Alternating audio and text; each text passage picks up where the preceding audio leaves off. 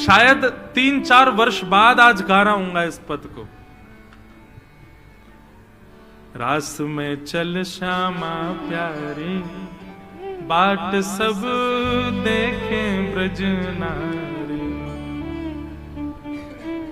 ठाकुर जी कह रहे हैं किशोरी जी चलो रास में चलें, सब सखियां हमारी बाट देख रही हैं, चलो रास में चलें। तब श्री जी कह रही हैं शरद की छाई उजियारी, चलो पिया नटवर गिरधारी।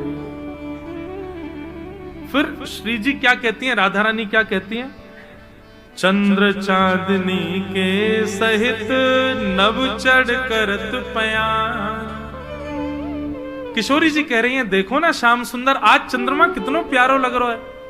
पूरे चंद्रमा ने वृंदावन को आच्छादित किया। हमारा वृंदावन सबसे प्यारा, वैसे तो सबसे प्यारा है ही, पर वो उससे भी ज्यादा प्यारा कब लगता है, शरद पूर्णिमा के दिन। आप कभी बंधुओं वृंदावन आने का क्रम बनाओ, कार्तिक के महीने में आओ, आहा इतना प्यारा लगता है वृंदावन। सौंधी सौंधी ठंड, ऐसी अद्भुत लीला वृंदावन में चलती है महाराज, अद्भुत। वृंदावन बहुत प्यारा लगता है शरद के महीने में। श्री जी कह रही हैं देखो ना ये चंद्रमा कितना प्यारा लग रहा है, यानी पूरे वृंदावन को अपनी किरणों से कितना सुंदर सजा दिया।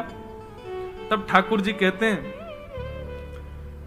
श्री राधा मुख देख के मैं भूलो सब ही गुमान।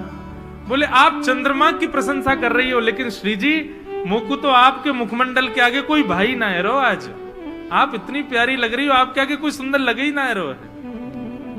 परेगी फीकी उजियारी, बाट सब देखें ब्रज नारी।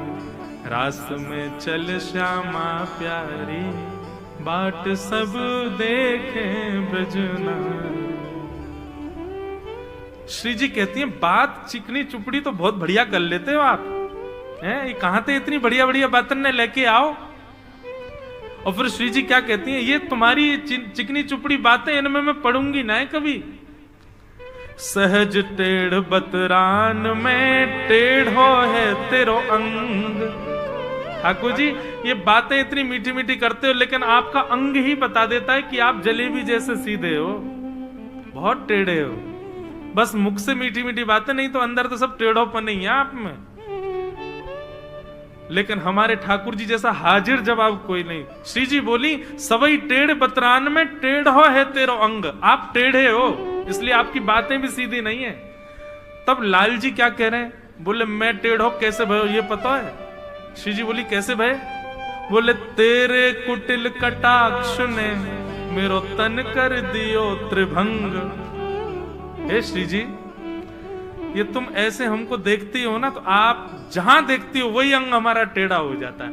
आप कमर देखते हो कमर टेढ़ी, मुख देखती हो मुख टेढ़ा। इसीलिए संसार ठाकुर जी वंशी सीधे बजा लो, एक पांव यूं एक पांव यूं और फिर यूं फिर उस पे यूं। ये ऐसे टेढ़े मेढ़े क्यों ठाकुर जी? वास्तविकता तो ये है कि ठाकुर जी टेढ़े मेढ़े इसलिए रहते हैं कि श्री जी के चरणों पर उनके मुकुट की छांव रहे। लेकिन विनोद में कह रहे हैं तेरे कुटिल कटाक्ष ने मेरो तन कर दियो त्रिभंग। बंक मुरली की बलिहारी, बाट सब देखें ब्रज नारी। तब श्री जी कह रही हैं महाढीठ की बात को कौन करे सम्मान। आप ढीठ नहीं हो, महाढीठ हो, आपकी बातन को कौन सम्मान करे। तब लाल जी क्या कह रहे हैं, चतुरन की चर्चा जगत, चतुरन की चर्चा जगत में भोरेन को भगवान। विचारो भोरो भंडारी, बाट सब देखें ब्रज नारी। ब्रज की लीला अद्भुत है बंधु। तो